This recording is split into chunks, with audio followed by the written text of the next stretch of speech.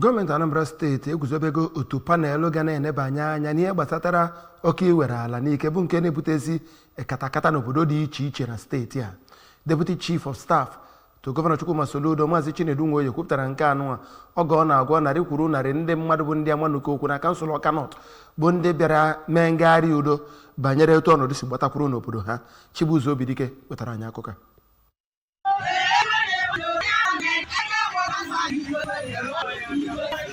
Mgbe ọ na-agwa ha bụ ndị bịara ngagharị iwe okwu, Maazị Nwoye bụ onye chetara ha na Gọvanọ Soludo bụ onye hụrụ obodo Amanuke n'anya, nke o mepụtara ihe site n'inye n'ọrụ ngo ka alụọ ụzọ nke siri Amanuke gaa achara, bụrụkwa ụzọ nke ga-ejigo obodo dị iche iche nke dị n'okpuru ọchịchị Ọka North pụtakwa n'isi obodo okpuru ọchịchị a.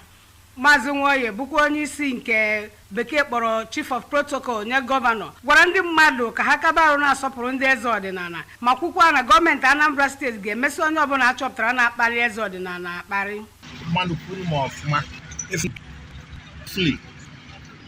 na ụdị of gọvanọ nwe mmanụ unu ayara ka ibe agha mmanya kwuru ewelu isbịa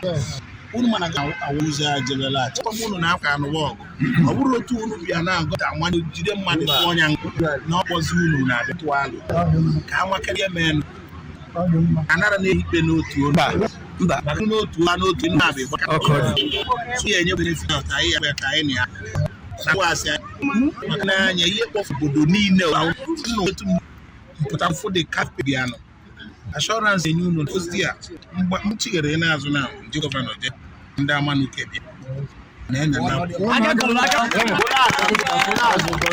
mgbe ha na-enye ya bụ akwụkwọ mkpesa ha nyegara Gọvanọ Soludo ya na onye Assistant Inspector General nke Zone 13 dị n'Ukpo, onye Prime Minister obodo Amanuke bụ Chief Charles Obi kọwara na ya bụ njem udo ha bịara bụ ihe kpatara ya bụ na ndị mmadụ a na-amaghị na-agbakwaghị ndị obodo a bịa na-amoso eze na-achị obodo Amanuke bịa mekwa ya na-amanye ya ka o binye aka n'akwụkwọ dị aṅaa bụ nke dịrị obodo niile.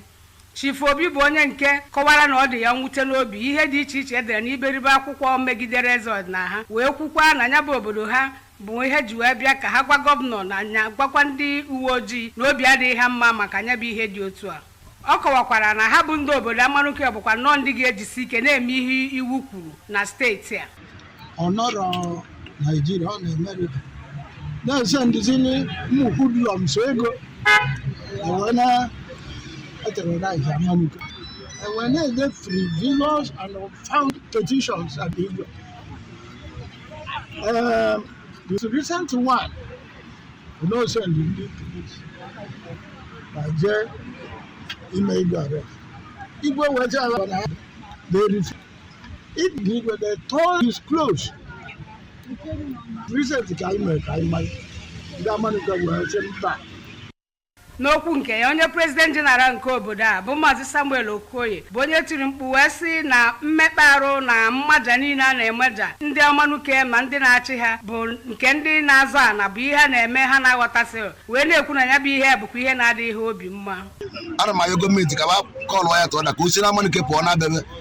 mama ya bụrụ onye Amanuke, papa ya bụrụ onye Amanuke, ikwu ya bụrụ onye Amanuke, o nwere nwanne na Amanuke. N'okwu nke ya kwa, onye isi ndị nchekwa n'obodo a bụ Chief Charles Nwawube bụ onye nke kwuru na ọnwa isii gara aga na ya bụ obodo bụ nnọọ ndị na-ebi n'egwu n'ihi na ụfọdụ ndị mmadụ ndị fọmfoju akpa bụ ndị bịara n'obodo a wee na-eme ka udo wee ghara ịdịzi n'obodo a ma na-akparịkwa eze ọdịnala ha.